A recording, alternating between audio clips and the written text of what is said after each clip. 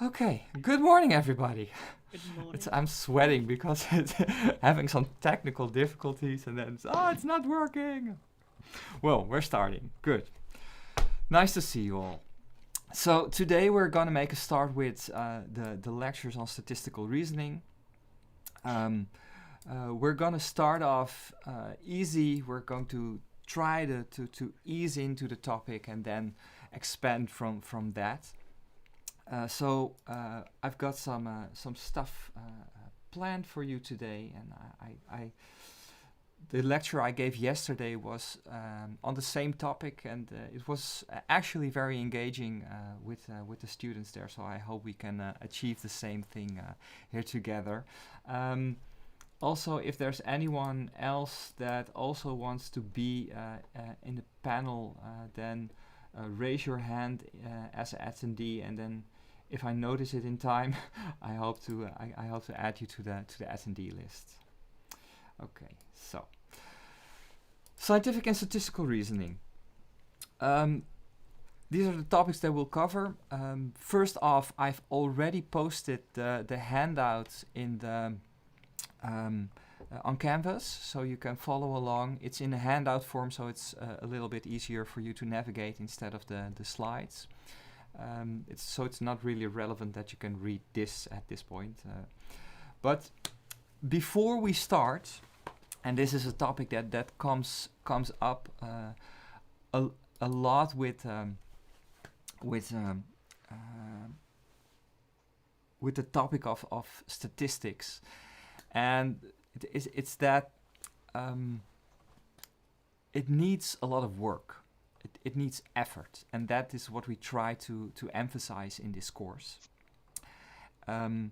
So we have weekly assignments that you have to do, and one of the things that we did with the weekly assignments in the past was assign a score to that weekly assignments. So that would mean that the better you did the assignment, the higher your grade could get. And what we found is that most students did very, very, very well on the weekly assignment, scored all points possible. And I asked them how much time do you spend on the weekly assignment, and they spend actually on average 2 to 3 hours on the assignment. So they actually did spend the time, but it was for me a bit weird that everybody was was answering all the questions correctly, because I would expect that you would make a mistake somewhere. So at one of the focus group meetings, I asked about this, and what came out is that because the weekly assignment counted towards your grade, students did put in the time to make the assignment, but they looked up the correct answers online. So they went to studeersnel.nl, one of those websites which has all the answers to every question that is in assignments at universities, I think worldwide, or at least in the Netherlands. And I think that's not a good thing. So what we did is we changed the scoring for the weekly assignments to be more in line with awarding your efforts. So it doesn't matter how good you do the assignment. What does matter is that you put in the time and effort in the assignment. So if you put in the time and effort, you get the tick mark for the assignments, and that's what counts. And the reasoning behind this is that if you put in the effort, you put in the time, I can guarantee you that passing this course will not be that hard. It is totally feasible to pass this course. We have pass marks of about 80%. So this is absolutely doable, but you have to put in the time and effort. And the other point is that if you do make mistakes, you can learn from your mistakes. So what I want to emphasize is that if you make a mistake, then go back when the weekly assignments is done. Go back to it the next week to see what you did wrong and to learn from that.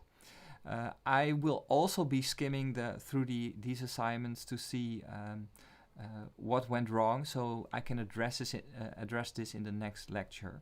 So please try to go back to the weekly assignments. And to emphasize this, I have this video that I wanted to show you. It's from Khan Academy, and I think it embodies what I mean quite well. So I'm going to show it to you, but I have to switch audio from my mic to the computer audio. So I'll try to switch it up again, and I hope this will work.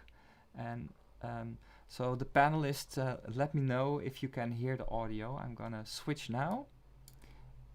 Turn it on.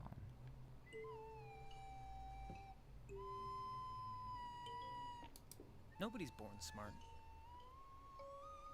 We all start at 0. Can you hear this? Yeah, we can. Can't talk. Yes. Very good. Can't walk. Yeah. Certainly can't do algebra.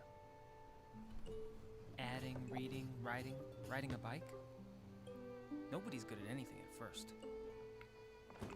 There was a time when Einstein couldn't count to 10. And Shakespeare had to learn his ABCs just like the rest of us. Thankfully, we're born to learn. Slowly, surely, you stumble, slip, crawl, fall, and fail and fall. Frustrating, confusing, trying, struggling, until one day, you walk. One foot in front of the other, one idea on top of the next, each wrong answer making your brain a little bit stronger. Failing is just another word for growing, and you keep going. This is learning. Knowing that you'll get it, even if you haven't gotten it yet. Because the most beautiful, complex concepts in the whole universe are built on basic ideas that anyone, anywhere, can understand. Whoever you are, wherever you are, you only have to know one thing. You can learn anything.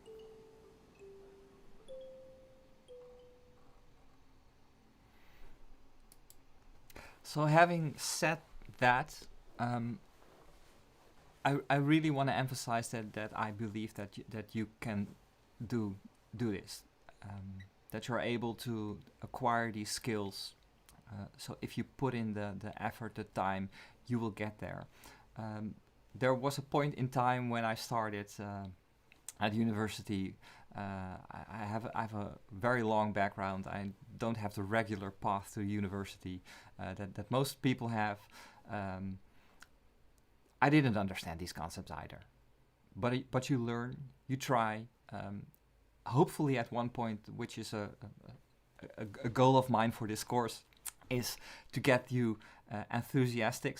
Because if you get enthusiastic, then you will be likely to put in more effort and you'll enjoy it more. So I really hope that at the end of this course, you will enjoy this more than when you started, at least. Is that clear? Does it make sense? So I need some feedback now. Yes. Yeah? It is quite, yeah. Thank you. Okay, so we're starting with reasoning. What do we mean with reasoning in statistics? And there have been people thinking about this, and it has been broken down in a few steps, which I would want to share with you, because it also embodies the process that you already have gone through within this course, and that is that you started out with basic knowledge. Year 1, you had the basic understanding of statistics. You learned to you learned the language in that sense. So when I talk about mu, or I talk about sigma, or I talk about standard deviations or variation, then you know those concepts. Maybe it's a bit far away for you now, but those the language, the basic understanding of what we're talking about, you've acquired already. So in the literacy aspect of statistics, you have already embarked on this journey and set forth some understanding of the language, and already started with skills. You've acquired skills in the basic statistics, in calculating most of the test statistics that we acquired, that we use in psychology, but it was all essentially the laying the brickwork, in essence, on which we in this course will try to build upon. So it also means that if you encounter in this course stuff that you don't remember from last year, then I would strongly advise you to go back into the books. If you think, Sigma, what is he talking about? Look it up and make sure you understand the language that we use. For this course, we'll be building upon more skills. So where last year it was about calculations, I believe you used Excel for calculating test statistics. For this course, we will be doing two things. We'll be teaching you how to use the most used tool in the social sciences for statistical analysis, and that is SPSS. And secondly, and that's a bit of a problem with learning software like SPSS, is that it is a bit of a black box. And most statistics courses where you learn the SPSS skills will teach you how to use the software, how to push the buttons, how to look at the output, and which part of the output to look at to make your conclusion. For this course, and what we find in this at the psychology department for us, is we really want to emphasize the black box. What is happening in the black box? And Roland also told you, and he showed you the image we use for our course. Here be dragons, and we want to eradicate the dragons. We want to give you a fundamental understanding of what actually is going on behind the machinery, not specifically in a technical sense, but at a fundamental conceptual sense, so that you know if we're talking about an ANOVA and it's an F test, what does this F mean? What does it represent? So those kinds of those points of understanding we want to make clear in this course, and that is the goal. So we'll be going into more skills going along this course. For the black box, for breaking open the black box, in that sense, we'll be using R to mainly calculate the test statistics that we will be using. And the reason we use R is firstly because if you have a bit of knowledge of R, it's easier to transition into the research master and have a bit of programming experience. The other is that we don't want you to do any calculations in pen and paper anymore, because it's not about the calculations themselves, but it's about understanding the concepts. And we think that if you use R as a programming language, that it's easier to understand these concepts, and we try our best to make it clear for you. So these are the skills that we'll be going into this course. The next thing is in the reasoning part is understanding, and that's I touched on that already, because we really want you to understand the how and the why of using analyses, and more importantly on what can you conclude and what can't you conclude about the results of your research. And you can view that in a, let's say, a more you can view this in a practical sense, in the sense that it's just about the results of my research, what can I conclude here? But it's also for our course, it's also more fundamental. What can you conclude on the basis of null hypothesis testing? And as we'll see, as we'll try to make you more informed, more critical thinkers in a whole, we hope to give you that mindset to be sharper and more informed about what is actually going on. And as Roland states sometimes, give you some intellectual self-defense in this field. So the statistical thinking, it's about applying, learning new skills, but it's also about critiquing and commenting and reflecting on the work of others. And I would also add, not just others, but also on your own work, being able to critically view the research that you've done or the stuff that you've created, and seeing what are the flaws in there, and especially how to connect your premises with your conclusions.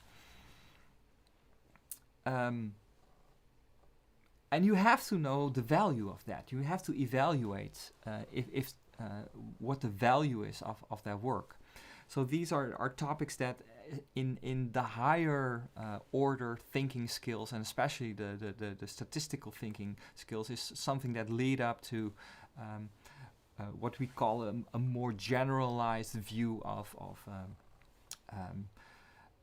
what the role of statistics, or maybe even what the role of randomness is in a more generalized term, in terms of well, for this example, so what does variation mean in the larger scheme of life? So that is something that comes from statistical thinking, right? Because variation is something that we as statisticians measure. We measure the variations that is part of our that we have in our sample, but it's not just our psychological research, but it's also in nature. So if I would ask you, the panelists, and we have to have a conversation at this point, and I'm also going to add some more panelists because I just want to have more people to talk to.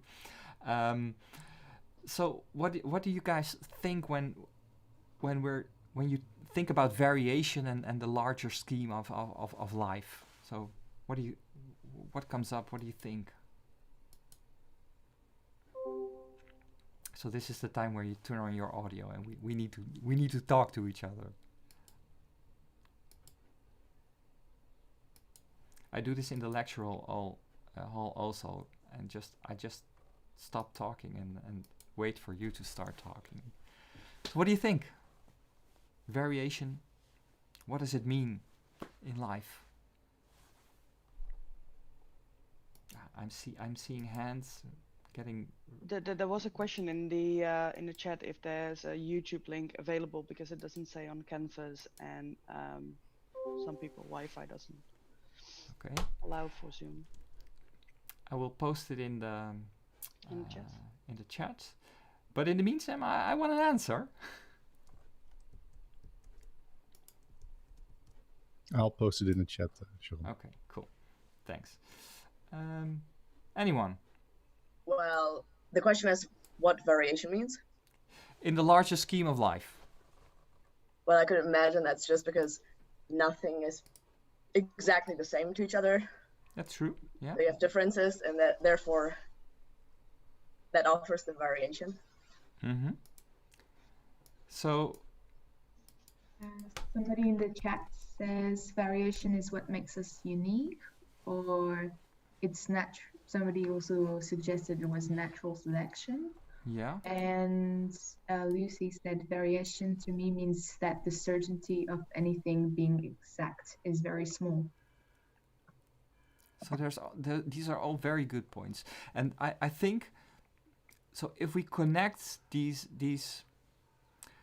points, what would be the answer to the statement that, or let me phrase it differently. What would happen if we wouldn't have variation?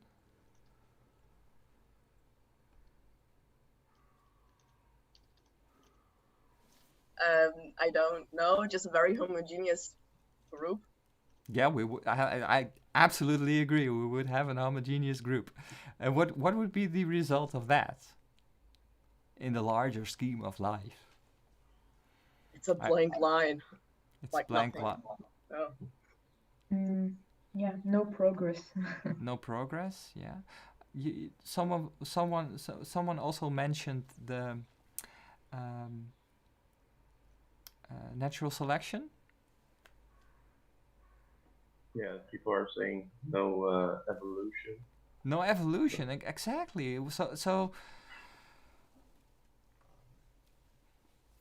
what would be our conclusion? If there wouldn't be an evolution, then we would all be dead, right? Well, that's a positive outlook on things. So without variation, we would all be dead. So maybe variation is the driving force of life. Oh man, okay. And it's just 9:30 in the morning and we're just starting out. Okay, so we want you to get at the end of this course and to transition into this way of thinking. And I've mentioned this before in earlier lectures. We essentially want to change your fundamental outlook on life and change you as a human being. But well, we'll see how far we'll get along the way. Okay, so I already heard that Roeland is also available. So if there's anyone else who wants to be added to the panelist, then just raise your hand, and I would ask Roeland to add them to the panel. Okay, so here we go. First off, we're gonna reiterate the empirical cycle again, because I think it's important to have this notion of the research cycle that we go through as coined by Adriaan de Groot. And I asked you in preparation to this course, to this lecture, to view the video by Annemarie Zandscholden. Have you? Is my question. I did. Yeah. Cool. That's very good. So what was Annemarie's observation that she had? Do you remember?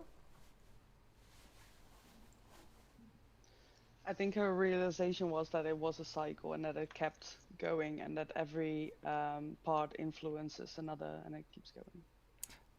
That's true. And what is the example that she used?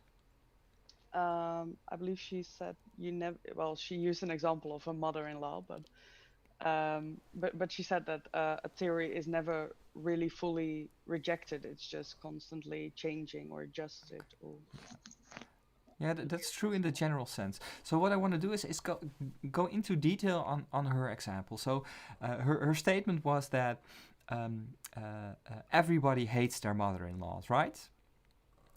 And she would try to make an hypothesis that she could refute. And has anyone any idea what she did? She made a general statement saying that all mothers-in-law are horrible. Yes, that's true. And then she tried to operationalize this, right? She tried to deduce this into some testable, um,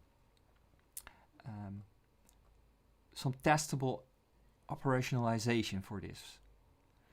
And what did she do in this phase? Prediction. Yeah, and more specifically, what did she asked, I think her friends, right? Some of her friends to give an answer to some questions. Remember? Yeah, I think it was. I actually really despise my mother-in-law, or I'm neutral, or I like my mother-in-law. So for her, in to refute her statement, she said that only one negative contradictory outcome would refute her hypothesis, right? She said, well, if there's even one person who does not hate their mother-in-laws, then my theory doesn't hold. So that's the way she operationalized her hypothesis, right?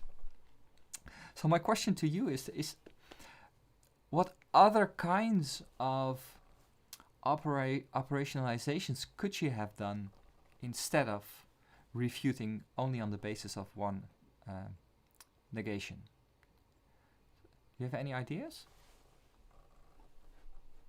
I'm also gonna add more random people to the panelists, so I'm just gonna throw you in there. So any idea? Yeah. She could have done a correlation saying that most mother-in-laws are horrible, and that the fact to be horrible correlates highly. The fact to be a mother-in-law correlates highly with being horrible. Yeah. So that you're making a few assumptions in between. So if we go to a correlation, then you're saying also that most people don't like their mother-in-law. So that's a deviation on the hypothesis that Annemarie had, right? And I think it's a very valid one, because there are probably always people that actually do like their mother-in-laws, and I think I'm one of them. I like my mother-in-law. So you're going from just one negation to refute your hypothesis to operationalizing in a different way, saying most. So that's an important thing. So what would that mean in terms of what kind of data that you would gather? So let me phrase it differently. If you say most people hate their mother-in-laws, then what would indicate most? So would it be, it's not 50-50, of course, so what would be a good... 51%. Sorry? 51%. 51%, okay. So that's more than half. Does anyone agree? Who does not agree? Is anyone that does not agree? Well, does it have to be 51 or just anything above 50%? It could be, but if you say, well, at one hand, what Annemarie did is just, if there's only one who likes their mother-in-law, then I would refute my hypothesis. And now you're saying most, so if it's 51%, yeah, that's a bit more. But is that really most? For most, I would say 7 or 8 out of 10. A 7, 8 out of 10. Okay, so what I'm trying to get at here is that you as a researcher determine the threshold of your conclusions, right? So you set your threshold and you conclude based on that threshold. And you're allowed to do that, of course. There are other people that can disagree with you, and we'll have a debate about that. But you as a researcher can have that approach. Can you think of other ways how you could operationalize this? The instead of frequencies, instead of saying I'll operationalize based on do you like or dislike your mother-in-law as a binary answer, and do that differently? Anyone? On a Likert scale. And what would you do then in a Likert scale? Do you like your mother-in-law from I despise her to I love her? Okay, yeah. So that means you would have a sliding scale of how much you like and dislike your mother-in-law. The how would you call this scale? The mother-in-law likability scale. I think that's a good scale. So if you think about that,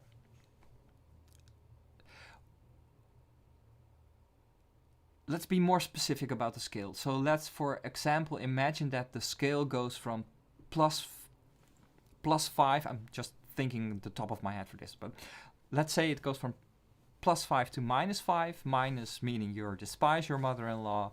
5 means you absolutely adore your mother-in-law, and 0 in the middle states that you that you're neutral. So you do a sample with let's say 100 people.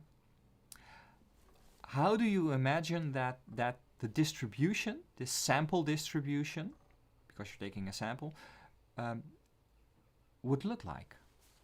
So this requires you, and it's not just the panelists, also if you're just viewing, try to imagine how this distribution, what this distribution would look like. So, and of course the panelists, can you describe this to me?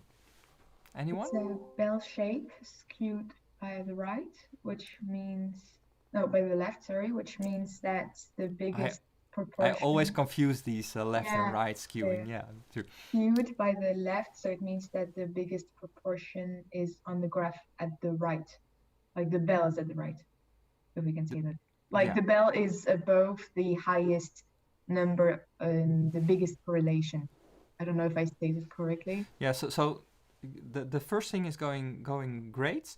If you add correlation, then you're adding another variable, and essentially we're not even looking yet at another variable. We're just looking at this one scale, so that's enough for now.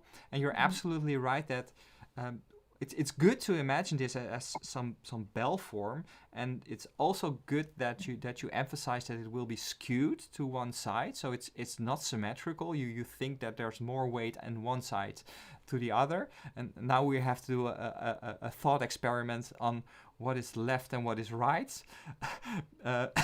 So let's phrase it in it will be skewed. If Annemarie's hypothesis would hold, it would be skewed. The bell, the bulk, would be on the negative side, right? Agree? Yeah. Yes. Yeah. Cool.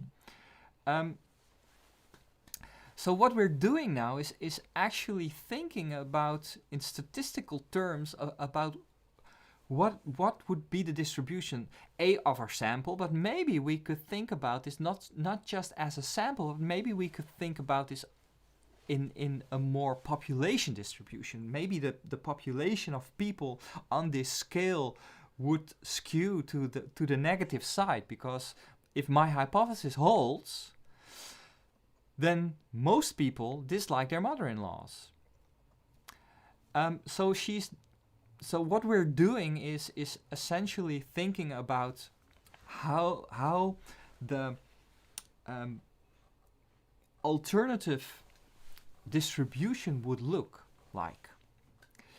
And as we will go along in this course, then you will realize that the way we think about this,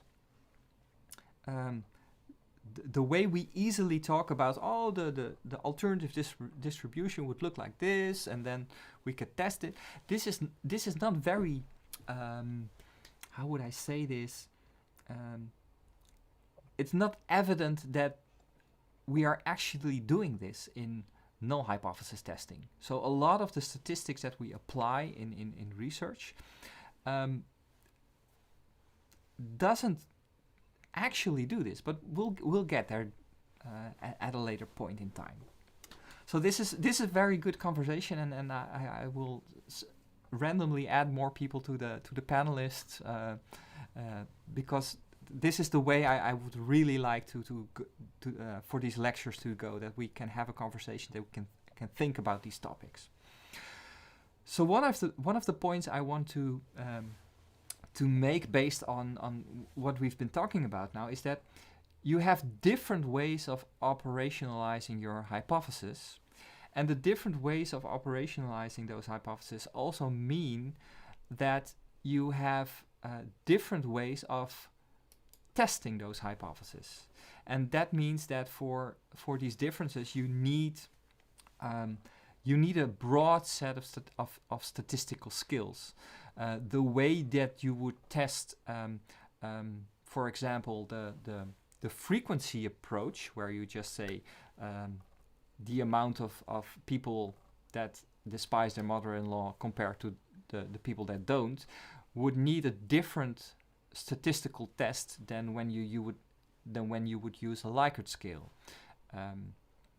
So the testing part is very much related to how you operationalize your hypothesis. So this is something that we will be teaching you during this course. It has a large part of this course is focused on giving you understanding on which statistical test to use for which experimental design. So you could really think about, so you know which test you have to use for your research that you do. So if we have tested, we eventually come to the evaluation of our tests and try to conclude, and maybe at some point reiterate, refine our hypothesis.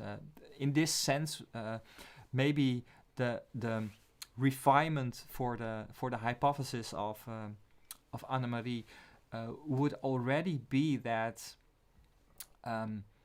just having one to refute is maybe not a very how would you say that? Maybe not a very good way to test this hypothesis to get to know what's going on, because if there's one to refute, then what do you know about the population then? So maybe a refinement of a hypothesis is in order here. So you go through this whole process of the empirical cycle to refine your understanding of what is going on. This empirical cycle was coined by Adriaan de Groot. He was one of the founding fathers of the psychological methods department of the University of Amsterdam, of our department at psychology. So it's nice to see his work being passed on to the next generations. Let's see. This is just a bit of an overview about the empirical cycle that you have to, well, you don't have to learn it by the rules by heart, but you'll learn how to apply this by heart, because this is the way we do research and how we update our research in this field. So what we are going to do next is we're going to do an experiment, but my experiments that I do with the students during this lecture normally would involve some physical aspects, I will phrase it this way. And we also need to throw some coins. So I've thought about how we can actually do this through Zoom, but you all need a coin for that. So what I propose is that we pause, that we have a break for 10 minutes. So we'll be starting around 12-ish. Let's say a bit earlier than 12. Than 10 o'clock. So we'll have a break. You get a cup of coffee. I will do too. And you get a coin. And then we'll go on with this lecture. Is that okay? I would want you to stay on Zoom, so don't go out. So you just can come back and start with the experiment. Is that okay? Some feedback? Perfect. Yes. Say, Perfect. yay, we're gonna get coffee. Good. Cool. Okay. I'll see you in 10 minutes. Someone